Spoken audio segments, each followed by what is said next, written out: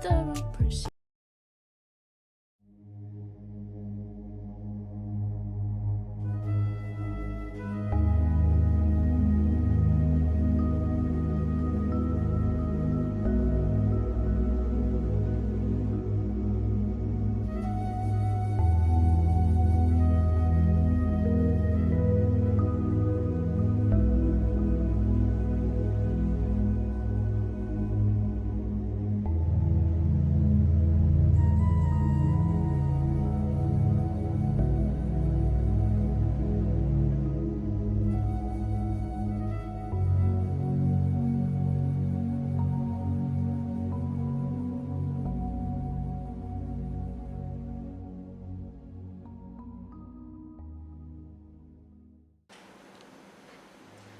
Assalamualaikum warahmatullahi wabarakatuh. Bismillahirrahmanirrahim. Alhamdulillahirabbil alamin. Asyhadu an la ilaha illallah wa asyhadu anna Muhammadan abduhu wa rasuluhu sallallahu alaihi wasallam wa ala alihi wa ashabihi amma ba'du. Puji syukur kehadirat Allah atas segala limpahan nikmat dan karunia-Nya yang mana telah Ia berikan kepada kita semua, dan sholawat serta salam semoga tetap tercurahkan kepada Nabi kita Muhammad SAW, kepada keluarganya, para sahabatnya, para pengikutnya, dan kepada kita semua. Perkenalkan, nama saya Siti Ratnasari dengan nomor NIM 190110118. Prodi Ilmu Hukum Fakultas Hukum Universitas Islam Darul Ulum Lamongan. Pada kesempatan kali ini saya ingin mempresentasikan materi yang berjudul Pengantar Hukum Adat. Dan sebelum saya memaparkan materi berikut ini, saya akan menampilkan pokok-pokok sub pembahasan di slide berikut ini.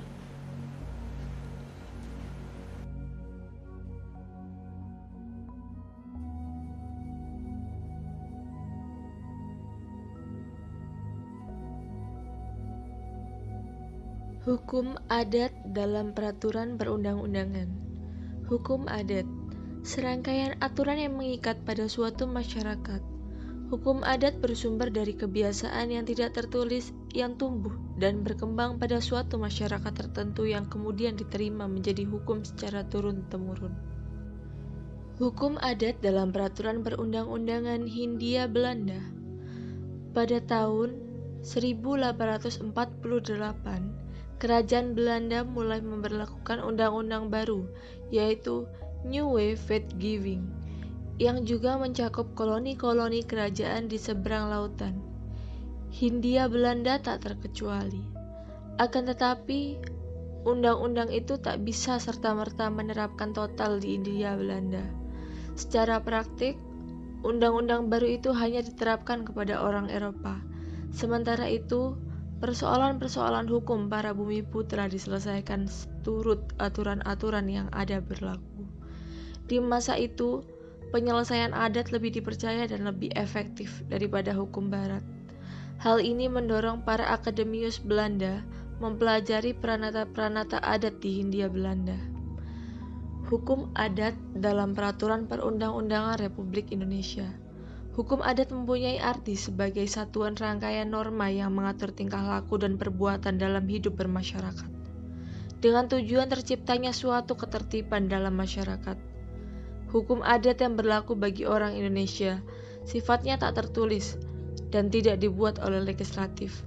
Kedudukan hukum adat dalam sistem hukum sama dengan kedudukan hukum pada umumnya. Yang membedakan adalah hukum adat hanya berlaku untuk orang Indonesia dan sifat tidak tertulis. Hukum tanah. Hak purba masyarakat atau hak ulayah. Hak purba adalah hak yang dipunyai oleh suatu suku, sebuah serikat desa-desa, atau biasanya oleh sebuah desa saja untuk menguasai seluruh tanah dan seisinya dalam lingkungan wilayahnya. Sedangkan hak ulayah, hak pengakuan bersama oleh seluruh anggota masyarakat, dan di dalamnya juga terkandung hak kepunyaan perorangan yang berarti orang perorangan boleh mempunyai tanah di lingkungan hak ulayah tersebut. Hak perseorangan atas tanah. Hak perseorangan atas tanah merupakan hak yang diberikan kepada warga negara persekutuan atau warga desa atau orang luar atas sebidang tanah yang berada di wilayah hak pertuanan pada persekutuan hukum yang bersangkutan. Transaksi tanah. Dalam hal ini terdapat dua macam jenis transaksi atas tanah, yaitu 1. Transaksi atau perjanjian jual beli tanah yang bersifat perbuatan sepihak. 2. Transaksi atau perjanjian jual beli tanah yang bersifat perbuatan hukum dua pihak. Hukum hutang piutang. Dalam susunan hukum adat, hukum hutang piutang atau hukum perutangan merupakan kaidah-kaidah atau norma yang mengatur atas hak-hak anggota-anggota persekutuan atas benda-benda yang bukan tanah. Hal tersebut biasanya masuk pada perseorangan sebagai hak milik tanah. Pada dasarnya persekutuan tidak akan bisa menghalangi hak-hak perseorangan sepanjang hak-hak tersebut mengenai benda bukan tanah. Hak atas perumahan. Setiap orang berhak atas barang selain tanah, seperti hak atas rumah, hak atas tumbuhan, hak atas ternak, hak atas barang, sumbang menyumbang, panjer. Delik adat. Delik adat adalah suatu tindakan yang melanggar perasaan keadilan dan kepatutan yang hidup dalam masyarakat, sehingga menyebabkan tergantungannya ketentraman serta keseimbangan masyarakat. Guna memulihkan kembali, maka terjadi reaksi-reaksi adat. Oleh karena itu, sikap tindak yang merupakan kejahatan dapat diklasifikasi, yaitu kejahatan terhadap jiwa, kejahatan yang merusak dasar susunan masyarakat. Jenis dan objek delik adat. Jenis: delik yang menyangkut perbuatan sihir atau tenung, delik yang menentang kepentingan umum masyarakat dan menentang kepentingan hukum suatu golongan famili, delik yang melanggar kehormatan famili, serta melanggar kepentingan hukum seorang sebagai suami. Objek: tanggapan masyarakat terhadap perilaku yang dianggap nyeleweng yang diwakili oleh pimpinan-pimpinannya untuk menangani perihal yang menjadi objek delik adat adalah mengatasi persengketaan agar keadaan kembali pulih. 2. Merumuskan kembali pedoman-pedoman yang mengatur hubungan antara warga-warga masyarakat dan kelompok-kelompok apabila terjadi perubahan-perubahan. 3. Merumuskan pedoman bagaimana warga masyarakat seharusnya berperilaku sehingga terjadi integrasi dalam masyarakat. Las, menetralisasikan kekuatan-kekuatan dalam masyarakat hingga dapat dimanfaatkan untuk mengadakan ketertiban. Pelanggaran hukum adat. Hukum delik adat memiliki sifat yang dinamis, artinya suatu perbuatan yang tadinya bukan delik, maka pada suatu waktu dapat dianggap delik oleh hakim atau kepala adat, karena menantang tata tertib masyarakat sehingga perlu ada upaya adat untuk memulihkan kembali. Oleh karena itu, hukum delik adat akan timbul seiring berkembang dan lenyap dengan sesuaikan diri dengan perasaan keadilan masyarakat. Perkara delik adat itu dapat bersifat di samping delik adat, melulu delik adat. Contohnya, perselingkuhan suami istri dan tindak pidana zina. Petugas hukum adat. Menurut Undang-Undang Darurat Nomor 1 Tahun 1951 yang mempertahankan ketentuan-ketentuan dalam Ordonansi tanggal 9 Maret 1935 Stadblad Nomor 102 Tahun 1955 Stadblad Nomor 102 Tahun 1945, maka hakim perdamaian desa diakui berwenang memeriksa segala perkara adat, termasuk juga perkara delik adat. Di dalam perkembangan sekarang ini, hakim perdamaian desa juga memeriksa delik adat yang termasuk dalam pidana ringan. Aliran pikiran tradisional.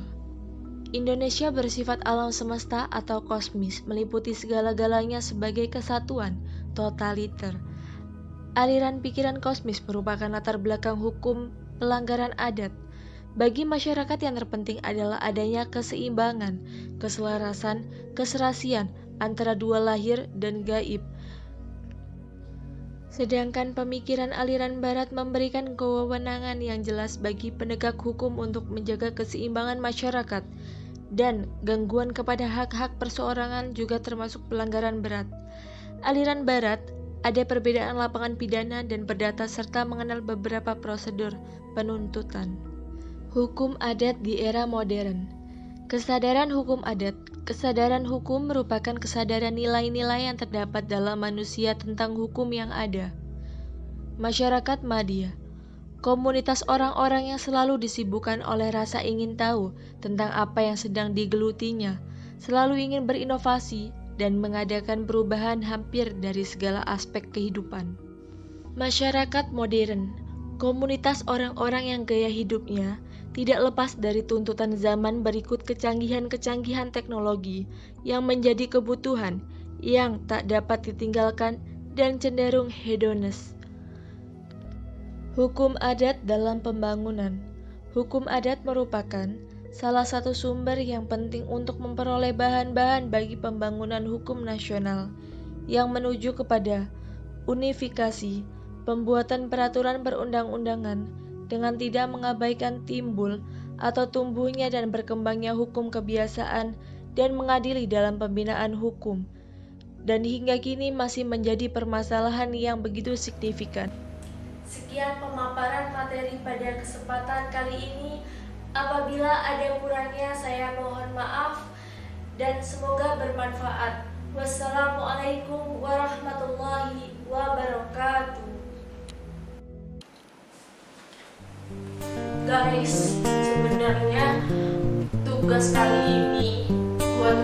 ini tugas banget susahnya. Apapun mereka bilang, tekadku takkan hilang, jalanku masih panjang, garis akhir yang guys, ada siapa? Apapun mereka bilang, tekadku takkan hilang, Ini buat kalian yang jomblo panjang, garis akhir yang pandang.